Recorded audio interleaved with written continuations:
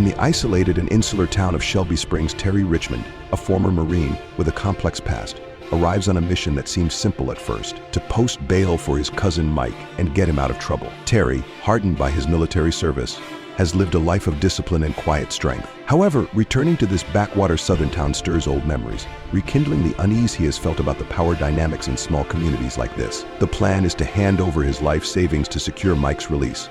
But things go sideways when the local authorities, led by the seemingly untouchable Chief Sandy Burnne, decide that Terry's money is theirs for the taking. In one swift move, the law meant to protect and serve reveals its true colors: corrupt and indifferent. Terry is thrust into a moral dilemma. He attempts to navigate the town's bureaucratic systems by filing complaints and going through the proper channels, but the reality of Shelby Springs quickly becomes clear. Justice is not something freely given here. It's controlled by those in power, and anyone who dares challenge the system faces dire consequences.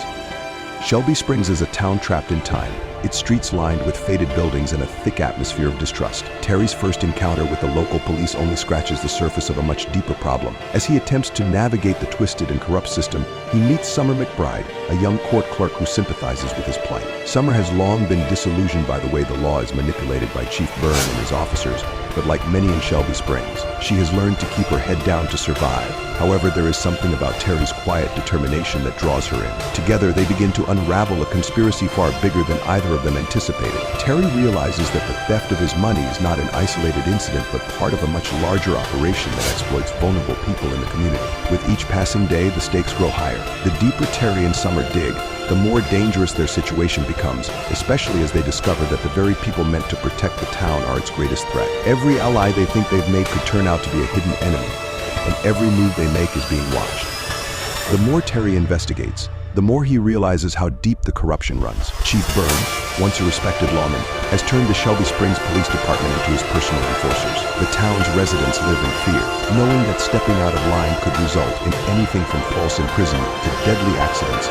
Burnne's reach extends far beyond the police station. He controls the local judges, lawyers, and even some of the town's business owners. As Terry learns more, he realizes that getting justice for his cousin is only a small part of the fight he's now involved in. The real battle is against a system that has been rigged from the inside, a system that Burnne has perfected over the years. It is a terrifying realization, but Terry is no stranger to difficult odds. With Summer at his side, he decides to take matters into his own hands.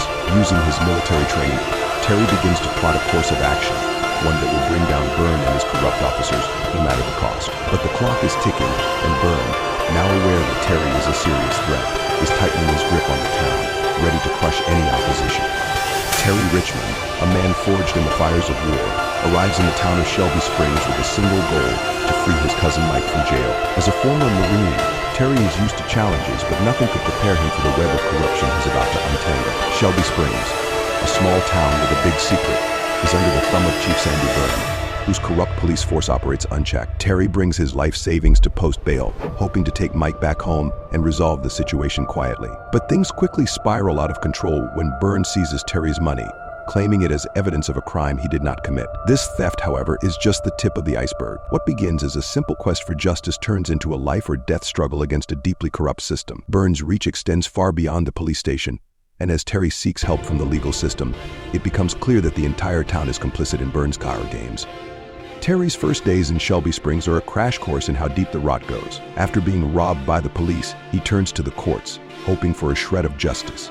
But he is met with nothing but walls. His frustration grows as he realizes the law is not only powerless against Burnne, but actively working with him. It is here that Terry meets Summer McBride, a local court clerk who has long been aware of the corruption but has been too afraid to speak up. Summer is drawn to Terry's determination and resolve, and she offers to help him, though both know the risks are high. Together, they begin piecing together a picture of how Burnne's operation works. Burnne and his officers have been exploiting the town for years, seizing property, money, and even people's freedom under the guise of law enforcement. Their method is simple but effective. They target the most vulnerable, people like Terry's cousin Mike, who lack the resources or connections to fight back. As Terry and Summer dig deeper, they uncover a vast network of corruption that reaches every corner of the town, from the courthouse to the local businesses. Terry is no stranger to danger, but the stakes in Shelby Springs are unlike anything he's faced before. Every step forward seems to invite more threats, and it becomes clear that Burnne is aware of Terry's investigation. The police begin watching his every move, and it's only a matter of time before they strike. Despite this, Terry presses on. His military training kicks in as he starts to treat the situation like a mission, strategizing every move and preparing for the inevitable confrontation. Summer, too, becomes more emboldened. Though initially hesitant, she begins using her position within the courthouse to gather information, finding key documents and evidence that prove Burnne's illegal operations. The two of them form an unlikely team, bonded by their shared desire to take down Burnne and restore some semblance of justice to the town. But as they work together, they also realize just how alone they are in this fight. The town is so entrenched in Burnne's control that even those who want to help are too afraid to act. Terry and Summer are left to rely on each other, and the weight of their task becomes ever more crushing.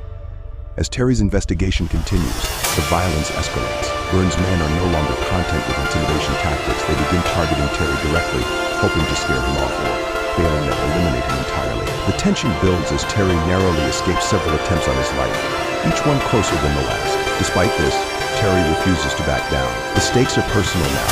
This isn't just about getting his cousin out of jail, it's about dismantling a system that has destroyed countless lives. Terry begins to gather allies where he can find them, turning to a few brave souls who are willing to risk their lives to bring Burnne down. One of these allies is Judge Elliott, an elderly figurehead who has long since given up on changing the town. But seeing Terry's resolve reignites something in him, and he provides critical information that helps Terry connect the final dots in Burnne's criminal empire. Elliott's involvement, however, comes at a steep cost. Burnne is ruthless in his pursuit of power, and anyone who stands against him is marked for death. The climax of the story begins to unfold as Terry and Summer make their final preparations. Terry's plan is bold and dangerous, but it's the only way to expose Burnne's corruption for all to see. Using the evidence they've gathered, they prepare to make their move.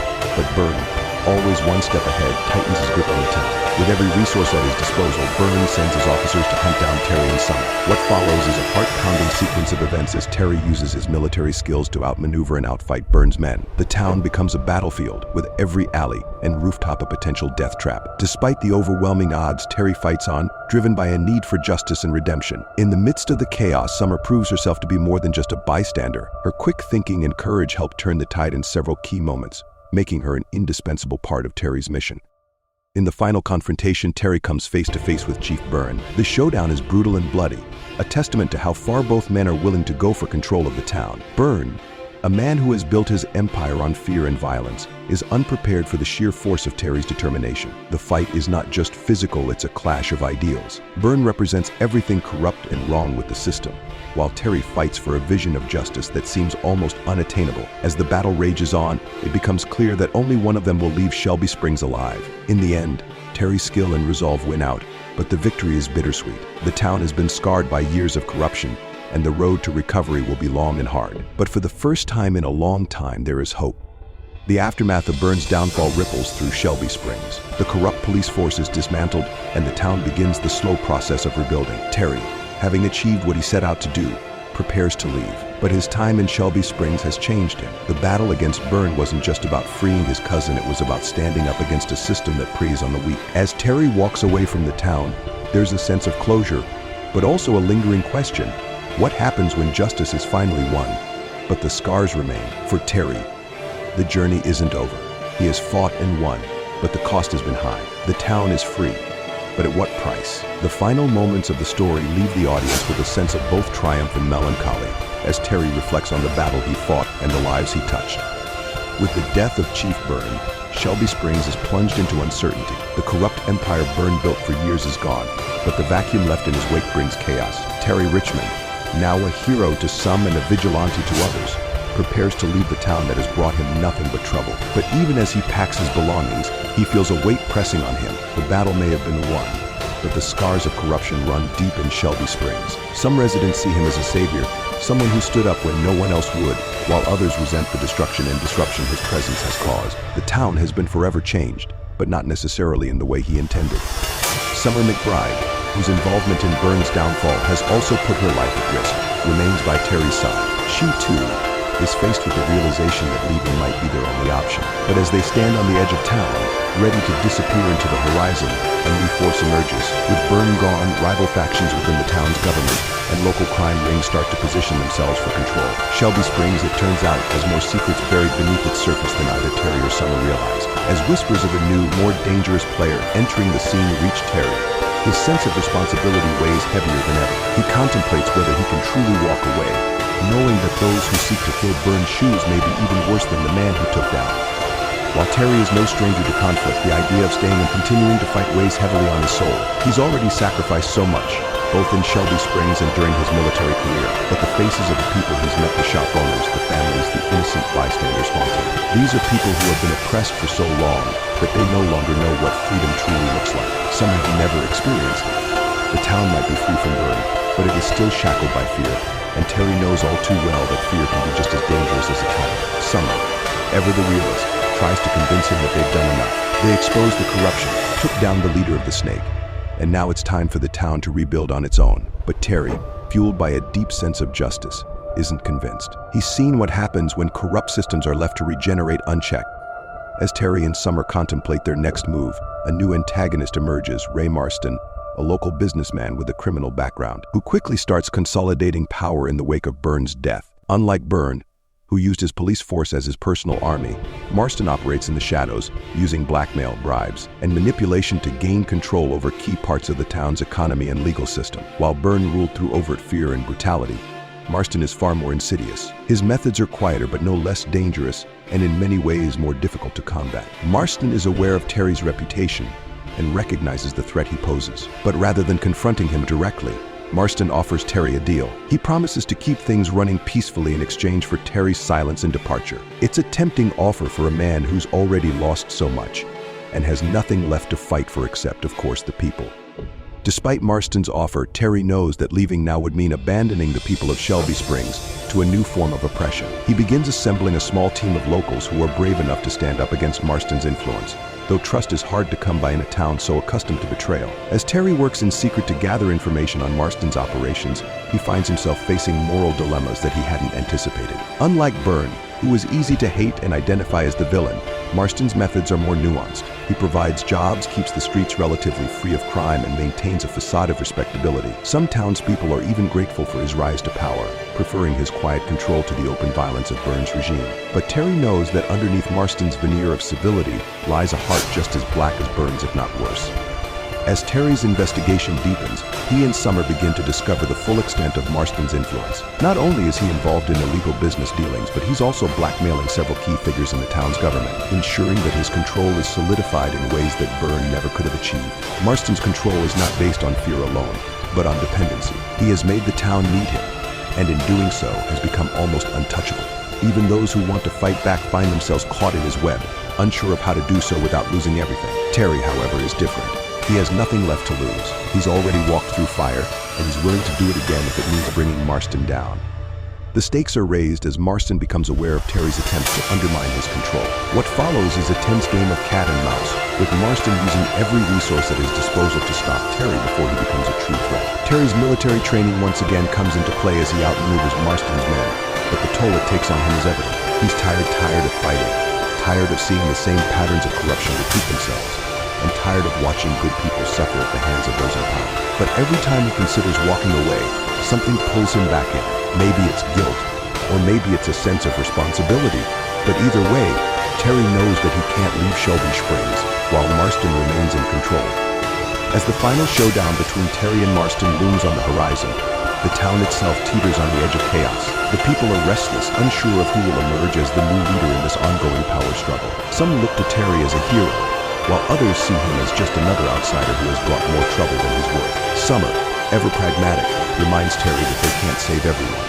But Terry, driven by a deep sense of duty, knows that he has to try. With the help of the few allies he's managed to gather, Terry makes one final push to take down Marston and give Shelby Springs a chance at real freedom. The final confrontation between Terry and Marston is not just a battle of wills, but a battle for the soul of the town. Marston, ever the manipulator, tries to turn the townspeople against Terry, painting him as a dangerous outsider who has caused nothing but destruction since his arrival. But Terry, fueled by a sense of justice and determination, refuses to back down. In a climactic series of events, Terry confronts Marston in the heart of the town, exposing his crimes and corruption for all to see. The showdown is intense, with both men pushing themselves to their limits. But in the end, Terry's resolve and willingness to sacrifice everything for the greater good win out. Marston is defeated, and with his downfall, the town of Shelby Springs finally has a chance to heal. The story of Shelby Springs ends on a note of cautious optimism. The town is free from the grip of corruption, but the road to recovery will be long and difficult. Terry, having accomplished what he set out to do, prepares to leave once again. But this time, he leaves knowing that the town is in better hands. The people of Shelby Springs, inspired by his courage, begin the slow process of rebuilding their lives and their community. Summer, ever loyal, stands by Terry's side as they walk away from the town that has forever changed them both. The fight is over, but the scars remain, a reminder of the battles fought and the lives lost in the pursuit of justice.